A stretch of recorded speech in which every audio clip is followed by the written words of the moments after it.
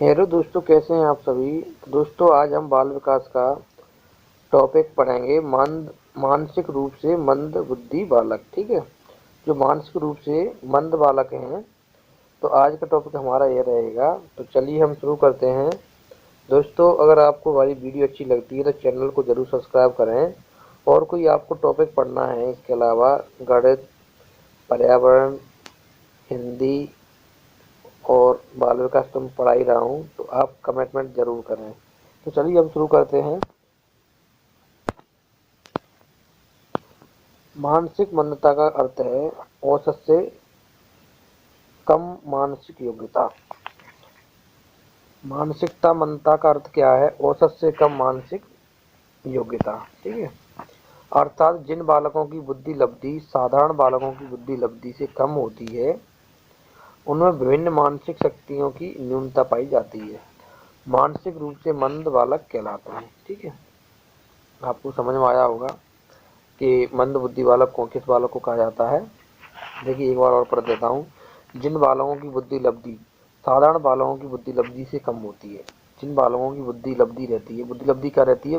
दिमाग। जिन बालकों का जो दिमाग रहता है सामान्य साधारण बालकों से कम दिमाग होता है, उनमें विभिन्न मानसिक शक्तियों की न्यूनता पाई जाती है। और ऐसे बालकों को क्या कहलाता है? मानसिक रूप से मंद बुद्धि बालक कहलाता है। ठीक है। विद्वानों के विचार निम्न लिखते हैं। विद्वानों के विचार क्या है? निम्न लिखते हैं।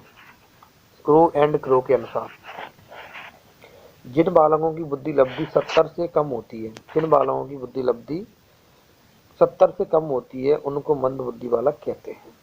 ठीक है। क्या है? बुद्धि लब्धि नापते हैं। बुद्धि लब्धि का सूत्र रहता है मानसिक आयु बटे वास्तविक आयु इंटू 100। ठीक है। तो इससे क्या बुद्धि लब्धि हम नापते हैं, तो आपको ये अगली वीडियो में बता दूंगा। इसका पूरा बताया भी है। तो आप जाकर के यूट्यूब चैनल पर हमारे प्लेलिस्ट में जाकर के देखिए। यूट्यूब चैनल की प्लेलिस्ट में जाकर के देखिए, तो आपको यह समझ में आएगा। ठीक है। तो जिन बालकों की बुद्धि लब्धि 70 से कम होती है, उनको क्या कहते हैं? मंद बुद्धि बालक कहते हैं। ठीक है। अगला है स्किनर। प्रत्येक कक्षा के छात्रों को एक एक वर्ष में शिक्षा का एक निश्चित कार्यक्रम पूरा करना पड़ता है। प्रत्येक कक्षा के छात्रों को एक वर्ष में शिक्षा का एक निश्चित कार्यक्रम पूरा करना पड़ता है। जो छात्र उसे पूरा कर लेते हैं, उनको सामान्य छात्र या तथा पूरा नहीं कर पाते हैं, उनको मंद बुद्धि छात्र भी की संज्ञा दी जाती है। ये किसने कहा? स्किनर ने कहा है। विद्यालय में यह धारणा बहुत लंबे समय से चली आ रही है और अब भी है। ठीक है। तो इस प्रकार है ये। चलिए और हम यहाँ से पढ़ेंगे। मंद बुद्धि बालकों की विशेषता। देखो, मंद बुद्धि जो बालक रहते हैं उनकी विशेषता क्या क्या रहती है, तो हम पढ़ें। क्रो एवं क्रो के अनुसार, विद्यालय में असफलताओं के कारण निराश होना। विद्यालय में बार बार असफल होना या फेल होना या टेस्टों में नंबर कम आना। ठीक है। तो ये भी मंद बुद्धि का एक कारण है। ठीक है। ये इसकी विशेषता है। ठीक है। दूसरों को मित्र बनाने की अधिक इच्छा। दूसरों को मित्र बनाने की अधिक इच्छा रहती है। तो ये मंद बुद्धि वाला की क्या विशेषता है। ठीक है। दूसरों के द्वारा मित्र बनाए जाने की कम इच्छा। दूसरों के द्वारा मित्र बनाए जाने की कम इच्छा रहती है। तो ये भी इसकी विशेषता है। संवेगात्मक सामाजिक असमायोजन। ठीक है। संवेगात्मक और सामाजिक असमायोजन, मतलब उनसे क्या तालमेल नहीं बैठा पाता है सामाजिक। अगला है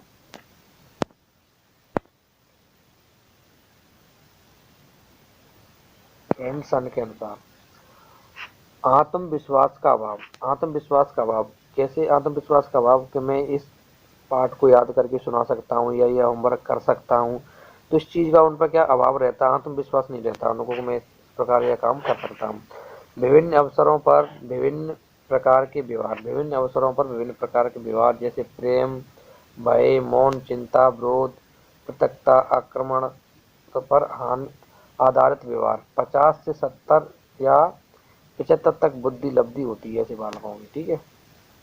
अब स्किनर के अनुसार फिर क्या है? व्यक्तियों और घटनाओं के प्रति ठोस और विशिष्ट प्रतिक्रिया। व्यक्तियों और घटनाओं के प्रति ठोस और विशिष्ट प्रतिक्रियाएं, किसी बात का निर्णय करने में परिस्थितियों की अवहेलना, किसी बात का अगर निर्णय ले रहे हैं तो परिस्थितियों की अवहेलना कि मेरा अभी समय ठीक नहीं चल रहा है ऐसा वैसा, तो इस प्रकार के बालक क्या रहते हैं, दूसरों की तनिक भी चिंता ना करके बजाय केवल अपनी चिंता करना। ठीक है। कार्य और कारण के संबंध में ऊट पटांग धारणा, सीखी हुई बात को नई परिस्थिति में प्रयोग करने में कठिनाई, मान्यताओं के संबंध में अटल विश्वास। ठीक है। मान्यताओं के संबंध में अटल विश्वास, देवता ये वो फलांडी, इन चीजों में मंदिर में पूजा करना, मैं पास हो जाऊंगा, इस प्रकार की इनकी धारणा रहती है। ठीक है। मानसिक मंदित बालकों के लिए मंगोलिज्म शब्द का प्रयोग किया जाता है। मानसिक विमंदित बालकों के लिए मंगोलिज्म शब्द का प्रयोग किया जाता है तथा सर्वप्रथम इस प्रकार के बालक की पहचान 1913 में इंग्लैंड में हुई थी। ठीक है। यह इसके पॉइंट है, इसको मतलब ध्यान में रखना। अगला है मंदबुद्धि बालकों का शिक्षण। मंदबुद्धि बालकों का शिक्षक, तो देखिए मंदबुद्धि बालकों को किस प्रकार से करना चाहिए, इसके ऊपर यह है। मंदबुद्धि या पिछड़े बालकों को शिक्षा देने वाले अध्यापक में निम्नलिखित गुण होना चाहिए, निम्नलिखित विशेषता होना चाहिए। क्या क्या होना चाहिए? शिक्षक को बालकों को संवेगात्मक संतुलन और सामाजिक समायोजन के गुणों का विकास करना चाहिए। बालकों को संवेगात्मक रूप से संतुलन और सामाजिक समायोजन के गुणों का विकास करना चाहिए। समाज में कैसे रहना चाहिए, दोस्त यारी किस प्रकार करना चाहिए, मतलब इस प्रकार की सारी चीज़ों का उनको विकास करना चाहिए। ठीक है। समाज के प्रति शिक्षकों को बालकों की सहायता, परामर्श और निर्देश देने के लिए हमेशा तैयार करना चाहिए। ठीक है।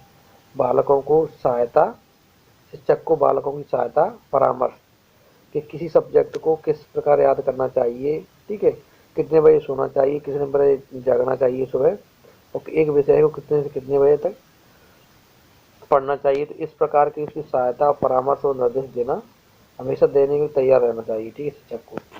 शिक्षक को बालक को एक या दो हास्यरूपों की शिक्षा देने में कुशल करना चाहिए। शिक्षक को क्या करना चाहिए, बालक को एक या दो सब मतलब चीज़ों में पारंगत करना चाहिए, उसको कुशल शिक्षा देनी चाहिए। ठीक है। शिक्षक को बालकों की आवश्यकता का अध्ययन करके उनके पूर्ण करने का प्रयास करना चाहिए। बालकों की आवश्यकताओं को अध्ययन करके, अगर बालक की आवश्यकता क्या, गणित पढ़ने का आवश्यकता है या कोई और सब्जेक्ट पढ़ने की आवश्यकता है, उसको पूर्ण करने का प्रयास करना चाहिए। ठीक है। अगला है शिक्षक को बालकों के स्वास्थ्य और समस्याओं और सामाजिक दशाओं के प्रति व्यक्तिगत रूप से ध्यान देना चाहिए। बालकों को शिक्षक को क्या करना है, बालकों के प्रति स्वास्थ्य, बच्चे की तबीयत खराब तो नहीं है, कोई समस्या तो नहीं जूझ रहा है, सामाजिक दशाओं के प्रति उसको व्यक्तिगत रूप से ध्यान देना चाहिए। उसको खुद भी अपने विचार से इस चीज़ को ध्यान रखना चाहिए। शिक्षक को अपने शिक्षण को रोचक बनाने के लिए सभी प्रकार के उपयुक्त उपकरणों का प्रयोग करना चाहिए। शिक्षक को अपने शिक्षण को पढ़ाने के तरीका को रोचक बनाने के लिए सभी प्रकार के उपयुक्त उपकरणों का प्रयोग करना चाहिए। ठीक है। अगला है शिक्षक को बालकों को दी जाने वाली शिक्षा का उसके वास्तविक जीवन से संबंधित स्थापित करना चाहिए। अगर शिक्षक बच्चों को पढ़ा रहा है तो उसके वास्तविक जीवन से, जैसे गणित पढ़ा रहा है तो कोई किसी के ऊपर अपन प्रयोग करके बता सकते हैं कि 5 किलो सब्जी लेके आना है 20 रुपए के भाव से, तो कितने रुपए की आई। तो इस प्रकार उसको वास्तविक जीवन से उसका संबंध जोड़कर स्थापित करना चाहिए। ठीक है। शिक्षक को धीमी गति से पढ़ाना चाहिए और पढ़ाए हुए पाठ को बार बार दोहराना चाहिए। शिक्षक ये नहीं कि जल्दी जल्दी पढ़ा दिए, बच्चों को समझ में ही ना आए। ठीक है। और उसको बार बार दोहराना चाहिए, इससे क्या बच्चों के दिमाग में ठीक से समझ में आ जाए। शिक्षकों को बालक का सम्मान करना चाहिए। शिक्षकों को बालकों का सम्मान करना चाहिए, ऐसा नहीं उल्टा सीधा उनसे बोले, उनको बार बार नीचे दिखाने की कोशिश करे कि भाई बच्चा अपने कुछ बोलने का प्रयास कर रहा, बोल ही ना पाए। ठीक है। अगला है शिक्षक को धैर्य और संकल्प के गुण होने चाहिए ताकि वह बालकों की मंद प्रगति से हतोत्साहित न हो जाए। क्योंकि शिक्षक को बालकों के प्रति का धैर्य बना के रखना चाहिए, संकल्प के गुण होने चाहिए। ऐसा नहीं कि बच्चा एक बार बता दिए, 2 बार बता दिए, 3 बार बता दिए, समझ नहीं आ रहा है, उसको कुछ छोड़ देना चाहिए। नहीं, उसको धैर्य बना के रखना चाहिए कि अब आज नहीं तो कल सीखेगा, कल नहीं तो परसों सीखेगा। इस तरह की छोटी छोटी गलतियों के ऊपर ऐसा नहीं उसकी पिटाई लगा दिया जाए कि धैर्य नहीं है। तो इस प्रकार शिक्षक में एक गुण जरूर होना चाहिए, धैर्य और संकल्प के गुण। ठीक है।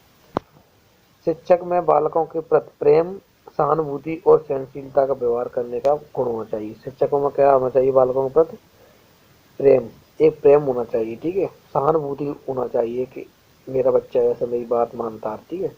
सहनशीलता होना चाहिए कि बच्चा कोई गलती करता है जाने अनजाने में, उसको सहन शक्ति होना चाहिए। ठीक है। व्यवहार करने का गुण होना चाहिए। ठीक है। उस बच्चे के साथ तालमेल बैठाने का गुण होना चाहिए शिक्षक में। शिक्षक को स्वयं शारीरिक श्रम को महत्व देना चाहिए। शिक्षक को स्वयं शारीरिक श्रम को महत्व देना चाहिए और बालकों को उसे महत्व देने की शिक्षा देना चाहिए। ऐसा नहीं कि बच्चों को ये शिक्षा देनी चाहिए शारीरिक श्रम करते रहना चाहिए, इससे का शरीर फिट रहे, निरोग रहे। तो इस प्रकार की शिक्षा को यह गुण विद्यार्थी को देना चाहिए। अगला है मंद बुद्धि बालकों की शिक्षा। अब पढ़ेंगे हम यहाँ से मंद बुद्धि बालक जो है उनको शिक्षा किस प्रकार देना चाहिए। ठीक है। मंद बुद्धि बालकों को शिक्षा का वही स्वरूप होना चाहिए जो पिछड़े बालक की शिक्षा का था। ठीक है। जो मंद बुद्धि बालक हैं उनको शिक्षा का स्वरूप कैसा होना चाहिए? जो पिछड़े हुए बालकों का स्वरूप था। यह टॉपिक मैं पहले करा चुका हूँ आपको कार्यक्रम। स्किनर के अनुसार अमेरिका में मंद बुद्धि बालकों के लिए 3 विशेष कार्यक्रम प्रारंभ किए थे। तो क्या किए? 3 कार्यक्रम। आर्थिक, सामाजिक और अपनी देखभाल का प्रशिक्षण। ठीक है। देखभाल का प्रशिक्षण। तो स्किनर के अनुसार 3 प्रकार के क्या थे? क्या किए थे? 3 प्रकार विशेष कार्यक्रम प्रारंभ किए थे। आर्थिक, सामाजिक और अपनी देखभाल का प्रशिक्षण। तो चलिए हम शुरू करते हैं। स्किनर के अनुसार अमेरिका के राज्य में मंद बुद्धि बालकों के लिए उनके जीवन की समस्याओं के आधार पर निम्न प्रकार के पाठ्यक्रम तैयार किए गए थे। तो किस प्रकार पाठ्यक्रम तैयार किए गए थे मंद बुद्धि बालकों के लिए? विभिन्न पहलुओं का मूल्यांकन आंकने की शिक्षा। विभिन्न पहलुओं का मूल्य आंकने की शिक्षा। ठीक है। शारीरिक और मानसिक रूप से स्वस्थ की शिक्षा। शारीरिक और मानसिक रूप से क्या होनी चाहिए? स्वस्थ की शिक्षा। ऐसा नहीं कि बच्चा बीमार है या उसका मन नहीं है पढ़ने के लिए तो बैठा रहे जबरदस्ती से पढ़ा रहे हैं उसको।